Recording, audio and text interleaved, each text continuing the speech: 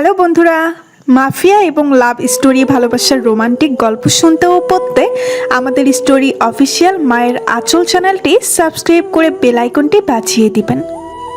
আমাদের চ্যানেলটি সাবস্ক্রাইব করে আমাদের পাশে থাকবেন। ভিডিওটি ভালো লাগলে সবাই একটা লাইক দিয়ে ভিডিওটি সবার মাঝে শেয়ার করে দিবেন। আশা করি গল্পটি সবারই ভালো লাগবে। শুনতে থাকুন, সঙ্গে রাখুন। ভালো আছি। আমি কিন্তু তোমাকে ভাবি ডাকতে পারবো না, ঈশাই ডাকবো। সুমধুর কণ্ঠ মায়ার, তবে প্রতিটি কথার ছন্দমালা ঈশার হৃদস্পন্দন বাড়িয়ে দিচ্ছে কোনো অজানা ভয়ে। ঈশার মলিন হাসিও বিলুপ্ত হলো। পাশ থেকে শ্রাবণ তার হয়ে জবাব দিল, সতীনও ডাকতে পারি, কি বলিস? ঠাট্টা করলো বুঝে মেয়েটা। সবার হাসি হাসি মুখগুলো নিমেষে উধাও হয়ে গেল। সবচেয়ে বেশি ভয় পেল ঈশা। এই কেমন মজা! আরে সবাই দেখি সিরিয়াস হয়ে গেলি, মজা করছিলাম। সবাই আর চেয়েও স্বাভাবিক হলো না। তন্ময় পরিস্থিতি সামলাতে বলল। মায়া সশব্দে হাসতে লাগলো তন্ময়ের কথায়। যদিও এখানে হাসির মতো বিশেষ কিছুই ঘটেনি। দুপুর 2টা, এক্সাম শেষ করে বের হয়ে তানি সবার প্রথমে খুঁজতে লাগলো তার বাড়ির লোককে। তবে বিশেষ কাউকেই নজর পড়ল না একজনকে বাদে, আর সে হলো আরাফ। আরাফকে দেখতেই তানি চলে যায় তার কাছে। উদগ্রীব গলায় জিজ্ঞাসা করে, আপনি এখনো যাননি? তানিকে দেখে স্বস্তির নিঃশ্বাস ছাড়ে আরাফ। তানির প্রশ্নের জবাব না দিয়েই বলে, ও গড, জানো কতটা ভয় পেয়ে গিয়েছিলাম। তানি ভ্রু কুঁচকায়। কেন? কেন আবার? সেই কখন এক্সাম শেষ হলো, সবাই চলে যাচ্ছে, একা তোমারই পাত্তা নেই। অপেক্ষা করেছিলেন বুঝি? হ্যাঁ, তা নয় তো। তানি জানে আরাফ ঠপ মারছে, তবে ধরা দিল না তাকে। হঠাৎ কেউ পেছন থেকে ডেকে ওঠে আরাফকে। বলতে যেও থেমে গেল আরাফ। চোরা নজরে তাকালো তানির পানে। আমতা আমতা করে কথা ঘুরিয়ে বলল, না না, মানে এখান থেকেই ফিরছিলাম তো, তাই ভাবলাম তোমার সাথে দেখা করে যাই, এক্সাম কেমন হলো জানার জন্য। মধ্যবয়স্ক এক লোক আরাফকে ডেকে এহেম কথা বলতেই তানির চোখ চড়ক গাছ। আরাফ যেন আকাশ ভেঙে নিচে পড়ল। দুজনের চোখে ডিম্বাকৃতির আকার নিল।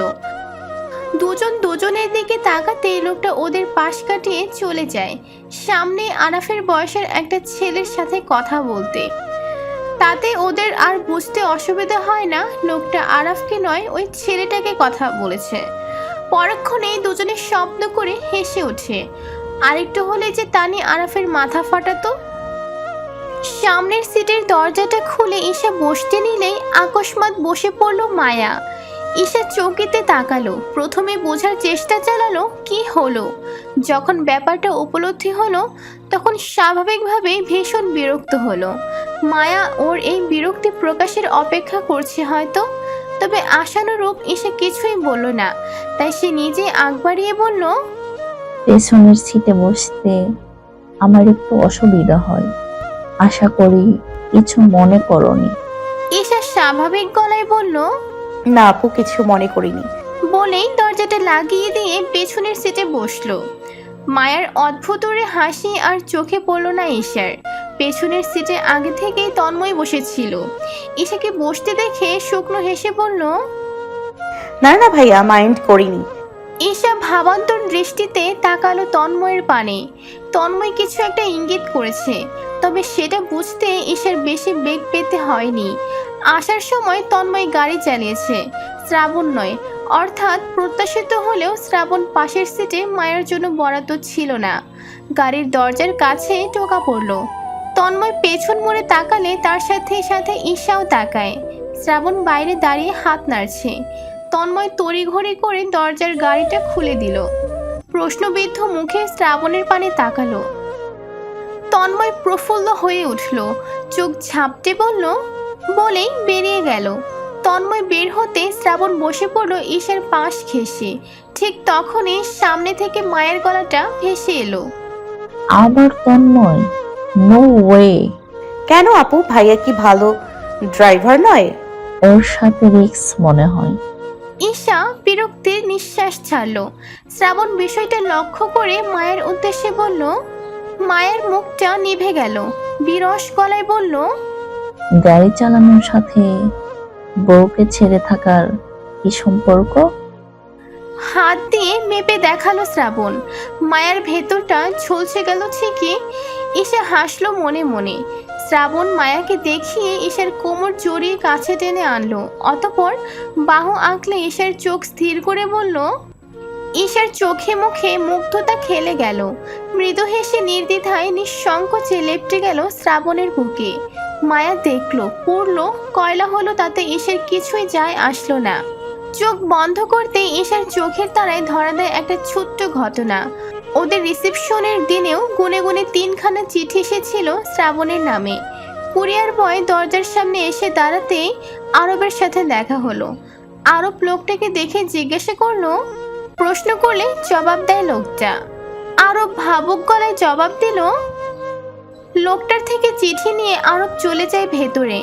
বরাবরের মতোই আজও চিঠি দিতে শ্রাবণকে পেল না আরব, যার দরুন বরাবরের মতোই সোজা চলে যায় শ্রাবণের ঘরে।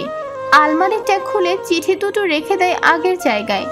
চিঠি রেখে যাওয়ার সময় ঘরের সামনে থেকেই দেখা যায় ঈশার সাথে। কাউকে খুঁজছো ভাইয়া? ভাইয়ার নামে চিঠি এসেছে, ওকে না পেয়ে আজও আমি রেখে গেলাম। চিঠির কথা শুনতে ভেতরটা মুচড়ে উঠল ঈশার। পরক্ষণেই কপাল কুঁচকে তাকালো ঈশা, শোধালো, মানে? হ্যাঁ, আগেও তো অনেক চিঠি পেয়েছি, তবে ভাইয়াকে পাইনি, তাই ভাইয়াকে না জানিয়ে রেখে যেতে হলো। এই বলে আরব চলে যেতে নিলে পিছু ডাকে ঈশা। কৌতূহল নিয়ে জানতে চায়, শ্রাবণ ভাই কখনো দেখেছে এই চিঠিগুলো? আরব ভাবুক গলায় বলল, মনে তো হয় না। তুমি বলনি দেখতে? একবার বলেছিলাম, ভাইয়া বলল জমিয়ে রাখ, একদিন সব একসাথে পড়বো। চলে যায় আরব। ঈশাও চলে আসে রুমের ভেতরে। শ্রাবণকে জানায় না, নিজেই আলমারি খুলে বের করে আনে এক গাদা চিঠি। আর কিছু না ভেবে সবগুলো চিঠি পুড়িয়ে ফেলে নিজের হাতে। ঈশার ধ্যান ভাঙে। সামনে থেকে ভেসে আসে তন্ময়ের গলা। শ্রাবণ সন্দিহান গলাতে বলল, আরও টুকটাক কথা চলল বেশ খানিকটা সময়। ততক্ষণে একবারের জন্য শ্রাবণের বুক থেকে মাথা তোলেনি ঈশা। সামনের লুকিং গ্লাস থেকে পেছনের সবটাই দেখা যায়। মায়া প্রতিটা সেকেন্ড কেবল ওদেরই পর্যবেক্ষণ করে যাচ্ছে। না কথা বলেছে, না চোখ সরিয়েছে। তন্ময় আর মায়াকে বাসায় নিয়ে আসলো শ্রাবণ। তন্ময় আসতে চাচ্ছিল না একদমই, আর এর কারণটা অবশ্যই মায়া। তন্ময় শ্রাবণের খুব কাছের ফ্রেন্ড হলেও মায়ের সাথে তার বেশ বন্ধুত্ব জড়লে ছিল। তবে যেদিন থেকে তন্ময় জানতে পারে মায়া শ্রাবণকে পছন্দ করে, সেদিন থেকেই তন্ময় সাবধান হয়ে যায় মায়ার ব্যাপারে। মায়ার জন্য শ্রাবণের জীবনে কোনো বিপত্তি এলে সে মানতে পারবে না, কারণ শ্রাবণ বরাবরই ভালোবাসার ব্যাপারে ভীষণ সেনসিটিভ। সে ঈশাকে ছোটবেলা থেকেই ভালোবাসে, আর সে কখনো চাইবে না কেউ এসে তাদের মাঝে তৃতীয় ব্যক্তির নাম কুড়িয়ে নিক। তাই আজ যখন বন্ধু মহলে শ্রাবণের নাম উঠলে, তখন তন্ময় বারবার করে শ্রাবণের বিষয়টা পাল্টে অন্য বিষয়ে কথা বলতে আগ্রহ দেখিয়েছে, কারণ সে জানে মায়া আজও শ্রাবণকে আগের মতোই চায়। তানিকে নিয়েও সবে সবে বাসায় ফিরল আরব। শ্রাবণ ঈশাকে নিয়ে এলে আরব একাই চলে যায় তানিকে আনতে। তানি বাসায় ফিরে শ্রাবণকে দেখতে আমোদে আটখানা হয়ে গেল। দৌড়ে গিয়ে জড়িয়ে ধরে বসে রইল অনেকক্ষণ। ফের নাক টেনে বাচ্চা সুলভ গলায় কত যে গল্প। মায়াকে দেখে চোখ কুঁচকে তাকালো তানি। মুখ বেঁকিয়ে মায়াকে ঘুরে ফিরে দেখতে লাগলো। মায়াও দেখছে তানিকে। মায়া কিছু জিজ্ঞেস করবে, তার পূর্বেই তানি ঈশার গা ঘেঁষে ফিসফিসিয়ে বলে উঠল, এই মেয়েটা কে রে আপা? কেমন করে তাকিয়ে থাকে ভাইয়ার দিকে? তো ভাইয়ার বন্ধুর। তানির কুচকানো মুখটা আরো কুচকে গেল। এই জবাবে ও সন্তুষ্ট নয়। ভাইয়ার বন্ধুকে পছন্দ হয়নি তানির। নিচে সবার গলা পেয়ে উড়তে উড়তে এলো তুতুন। তিতিরও এলো। এবার বেশ কিছুদিন যাবৎ এই বাড়িতেই রয়েছে তিতির। সবাইকে দেখে ক্রমশ কৌতূহল বাড়ছে মায়ার। ধীর পায়ে এগিয়ে গেল শ্রাবণের পাশে। সবাইকে উদ্দেশ্য করে জিজ্ঞাসা করলো, এরা সবাই তোর বোন নাকি? মায়ার প্রশ্নে ঈশা সহ সবাই তাকায় মায়ের পানে, এমনকি তন্ময়ও যেন অস্বাভাবিক কোনো প্রশ্ন করেছে সে। শ্রাবণ হ্যাঁসূচক মাথা নাড়ে, অতঃপর বলে। মায়া মৃদু হাসে। শ্রাবণ এবার বোনদের উদ্দেশ্যে বলে। মায়ার মুখটা নিভে গেল এমন পরিচিতি পেয়ে। Good friend just. হ্যালো মায়া আপু। হাই। তিতির আর তুতুন হাই জানালো মায়াকে। মায়া জোরপূর্বক হেসে হাত নাড়ালো। তুতুন বলে উঠল। তুতুনের কথায় হেসে উঠল সবাই। তন্ময় এগিয়ে এসে তুতুনের গাল টেনে বলল। তন্ময়ের শ্যাম সুন্দর গায়ের রং, সুঠাম দেহ, ঠোঁটে মিষ্টি হাসির রেখা, বড় বড় নেত্রদয়। তুতুন সবটা পর্যবেক্ষণ করে বলল। তুতুনের পরিচয় পেয়ে চমৎকার হেসে উঠল তন্ময়। পরক্ষণে কপাল চাপড়ে বলল। তন্ময়ের বলার ভঙ্গিতে খিলখিলিয়ে হেসে উঠল তুতুন। তন্ময় পুনরায় ওর গাল টেনে বলল। তুতুন লজ্জা পাওয়া চোখে তাকালো। এর প্রত্যুত্তরে কিছু বলতে পারল না। তুমি জানো শ্রাবণের কাছে আমার 2108 খানা চিঠি আছে। মায়ার চতুরতা দেখে মৃদু হাসলো ঈশা।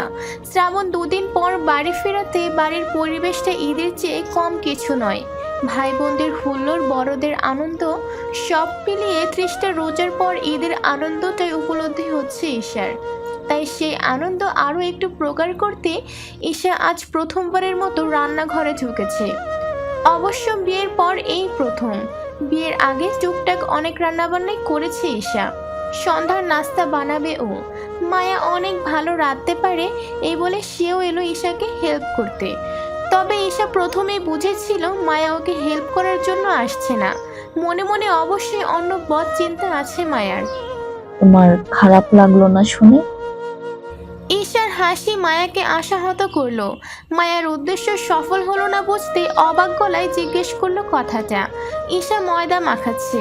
হাতটা মাখো মাখো হয়ে আছে পানিযুক্ত ময়দায়। সেই হাতটা তুলে মায়ের সামনে ধরতেই ভয় পেয়ে সরে গেল মায়া। ঈশা সেদিকে ভ্রুক্ষেপ না করে পূর্বের হাসি ঠোঁটের কোণে এঁটে রেখেই বলল। না গো, যদিন না তোমার পাঠানো চিঠিগুলো আমি রোজ নিয়ম করে এই হাতে আগুনে না পোড়াতাম। চমকে উঠল মায়া।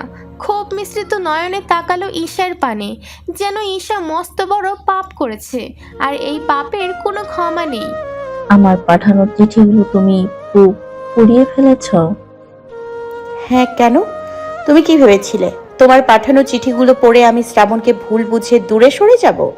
ওহ মায়া আপু, সবকিছু এত ইজি ভাবলে চলে নাকি? তুমি শ্রাবণকে চেনো না, জানো তো সে কেমন। যেখানে তুমি 4টা বছর ধরে সামনে থেকেও মানুষটাকে 1 ইঞ্চি পরিমাণ পরিবর্তন করতে পারোনি, সেখানে কিনা এই সামান্য কটা চিঠি শ্রাবণকে পাল্টে ফেলবে? হাসালে। আর যদি আমার কথা বলি তাহলে বলবো আমি বড্ড বোকা। আগে পরে কিছু না ভেবেই মানুষটাকে হারানোর ভয় পেয়ে কেটেছি। ঈশার গলা অত্যন্ত স্বাভাবিক, আর এতটাই স্বাভাবিক যে মায়া এতেই দম ছাড়ছে বারবার। এক শুকনো ব্যথা ভেতরটা ক্রমাগত ছিদ্র করে যাচ্ছে মায়ার। ঈশা কেন শ্রাবণকে এতদিনেও ভুল বুঝতে পারল না? তবে কি তার ভালোবাসায় কোনো খামতি বা কমতি ছিল? ছিল বই কি, অবশ্যই ছিল। নয়তো ঈশা এতটা কনফিডেন্স নিয়ে ওর পাঠানো চিঠিগুলো নষ্ট করতো না। তুমি কখনো পড়নি চিঠিগুলো? পড়ার মতো আমার অঢেল বই ছিল, অঢেল মানুষও ছিল। অবসর সময়টাকে মন মতো কাটানোর। তাই সত্যি বলতে তোমার চিঠিগুলো আমি কখনো আগ্রহ বাড়িয়েও দেখিনি। রান্নাঘরের দরজায় ঠক ঠক শব্দ হলো। ঘাড় ফিরিয়ে তাকালো ঈশা আর মায়া। তিতির, তানি আর তুতুন দাঁড়িয়ে আছে। ওরা তাকাতেই তিতির ভ্রুকুটি করে বলল। খুব গম্ভীর আলোচনা চলছে মনে হচ্ছে। কি ব্যাপার? আমার ভাইয়ের বউ সব ওকে তো? মায়ের বড্ড কষ্ট হচ্ছে, হিংসে হচ্ছে ঈশাকে দেখে। সবাই ওকে কেন এতটা ভালোবাসে, আর এই যে প্রতিটা মুহূর্তে তার কোনো না কোনোভাবে ঈশাকে শ্রাবণের নামের সাথে জুড়ে রাখে, এটা একদম সহ্য করতে পারছে না মায়া। ঈশা চোখ জোড়া ছোট করে তাকায় তিতিরের পানে, গাল ফুলিয়ে বলে, এখনই পর করে দিলে তো মনে থাকবে আমার। বলেই আবার নিজের কাজে ব্যস্ত হয়। তুতুন সবার আগে ছুটে এসে ঈশাকে পেছন থেকে জড়িয়ে ধরে ওর কাজ দেখতে থাকে। অতঃপর তানি আর তিতির ঝোঁকে ভেতরে। ঈশার কথায় তিতির মুচকি হেসে মায়াকে উদ্দেশ্য করে বলে, আমার ভাইকে বিয়ে করে নিল, আর তাকে নাকি আমার ভাইয়ের বউ বলে ডাকা যাবে না। তুমি বলো মায়া আপু, এখানে দোষটা কোথায়?